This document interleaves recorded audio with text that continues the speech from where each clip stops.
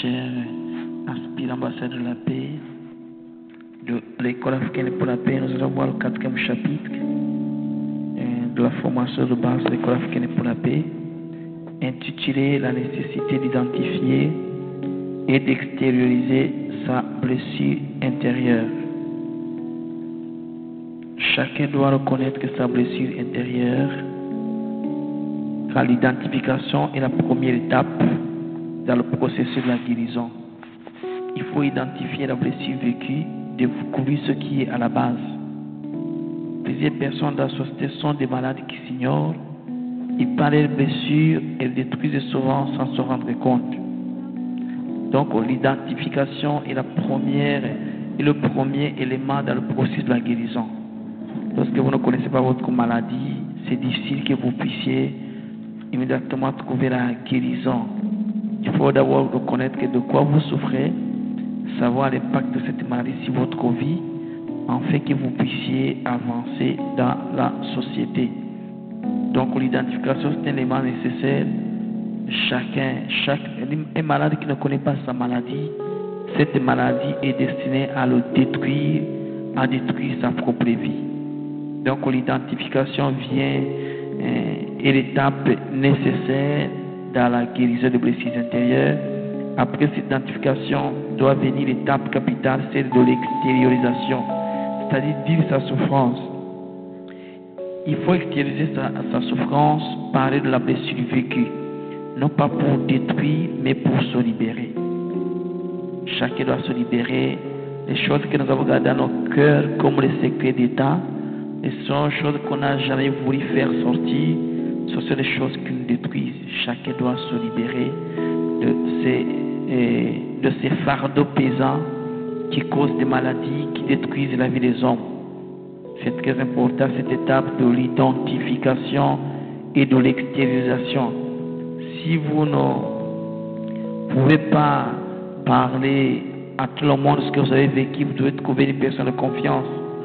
C'est ainsi que nous-mêmes nous avons créé le cabinet expert et la clinique sociale pour permettre aux personnes d'extérioriser les blessures vécues. C'est très important, très capital. Vous devez parler de ce qui a déchiré votre cœur, même si les larmes courent, ça fait partie de votre guérison. Beaucoup sont devenus des fous suite aux choses terribles, cachées, non extériorisantes qu'ils ont vécues. Donc, il y a des choses que nous devons parler pour libérer nos cœurs, afin de nous permettre de saisir notre destinée. Lorsque vous ne les parlez pas, il n'y a pas moyen d'aller en avant. Et je profite de tomber immédiatement dans le thème qui s'ensuit sur le pardon, qui est le premier pas vers la guérison intérieure. Comme donc le chapitre 5, le pardon comme le premier pas vers la guérison des blessures intérieures. Donc le pardon, ça s'écrit dans 3 domaines.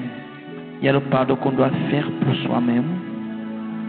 C'est pardonner, c'est laisser de se culpabiliser, c'est se laisser de se condamner, c'est se laisser de s'en prendre à lui-même, c'est essayer d'assumer ce qui s'est passé pour que la page puisse se tourner.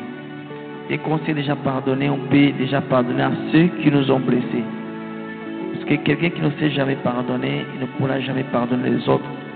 Donc vous êtes pardonné facilement, vous pouvez pardonner les autres aussi facilement. Également, lorsque vous avez déjà fait la paix avec vous-même, vous faites la paix avec les autres, exactement, vous pouvez commencer à espérer avoir une liberté, une libération de votre vie. Donc pardonner, c'est refuser la vengeance, car le chemin de la vengeance, c'est le chemin de la mort pour nous-mêmes, la mort dans nos relations.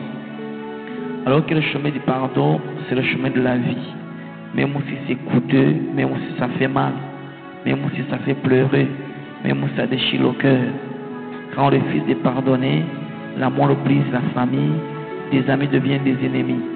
Les frères s'écrasent en public, la guerre commence dans le cœur. Les voisins ne se parlent pas, deviennent des ennemis jurés. Dans chaque pardon, il y a un deuil à faire. Chacun doit se préparer à cela. Chaque victime doit disposer son cœur pour bien faire ce deuil.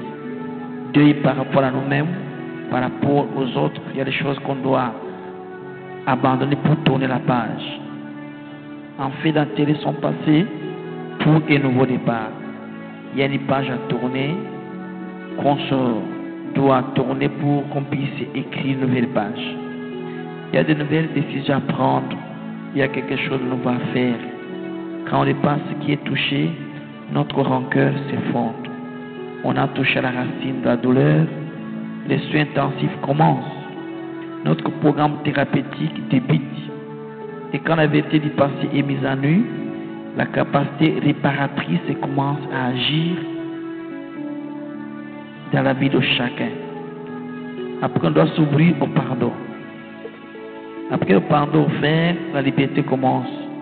Quand le pardon est une puissance qui libère, quand la blessure est trop profonde, le moi intérieur n'a plus la force pour réparer tous les dégâts.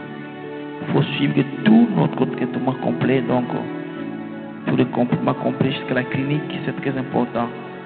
Et puis l'autre moteur du pardon, c'est l'amour. Maintenant, la question qui se pose, qu'est-ce faire avec l'offenseur? En tout cas, il faut améliorer tes relations. Cessez de le voir comme un ennemi. Faites le premier pas vers lui, comprenant qu'il peut également être une victime de blessures intérieures. Nelson Mandela disait, l'offenseur et l'offensé sont tous victimes des procédés de leur humanité.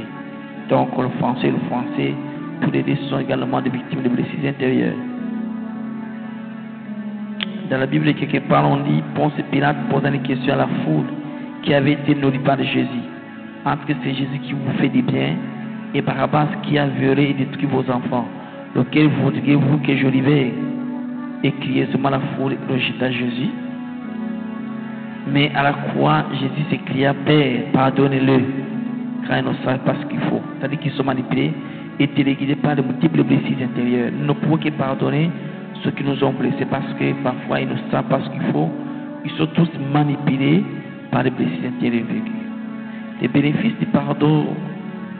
Donc le pardon nous libère d'un passé collé à nous, un passé qui ne passait pas cette fois-ci passé. Le passé qui ne passait pas, mais qui désormais ne pourra plus faire partie de notre vie. Le pardon va restaurer nos compétences, nos facultés. Le pardon va nous libérer notre santé mentale, notre santé émotionnelle, même notre santé de tous les jours. Et le pardon va restaurer en nous l'humanité. Car le pardon, c'est une puissance qui libère. Lorsque vous pardonnez, moi j'ai vu plusieurs personnes qui ont pardonné, qui ont libéré déjà dans leur cœur, parce qu'au début ils disaient que leur cœur était devenu comme les cimetières dans lesquels ils ont enfermé plusieurs personnes. Dès qu'ils ont libéré ces personnes, les gens ont retrouvé la santé. Il y a des gens qui ont trouvé les guérisons instantanées tout simplement parce qu'ils ont libéré plusieurs personnes dans leur cœur. Une fois une dame m'a dit, moi je ne vais pas libérer mon ancien mari, on a fait 10 ans ensemble. Donc mon mari, on a fait 3 enfants, il a détruit mes 10 années, jusqu'à la mort je ne pourrai pas le libérer. J'ai dit à cette dame, si vous ne libérez pas votre ancien mari, non seulement il a détruit les 10 ans que vous avez vécu ensemble, si ne va encore détruire le reste de votre existence. La seule manière d'être libre et de continuer la vie, c'est le libérer et continuer votre vie sans que cette personne soit prisonnière de votre cœur. Quel que soit tout ce qu'on a vécu, tout est pardonnable pour avancer. Donc on peut pardonner pour se libérer, pour avancer, pour posséder sa destinée, pour impacter sa génération. Chacun doit se préparer à cet exercice, aller vers celui qui vous a blessé, pour demander pardon parce que lui-même a été blessé. J'ai vu ces exercices au fait à N'Djamena, à Yaoundé, à Douala, Brazzaville, Kinshasa, Pointe-Noire, que ce soit Conakry, que ce soit Lomé, Cotonou, Abidjan, un peu partout. Je crois également que chacun de nous peut pardonner. J'ai vu des enfants pardonner les parents. J'ai vu des parents demander pardon aux enfants. J'ai vu des couples qui étaient séparés depuis des années se demander pardon et recommencer un nouveau départ. C'est possible pour chacun de nous, pour ceux qui nous suivent. Merci beaucoup. Rendez-vous dans le prochain chapitre. Merci.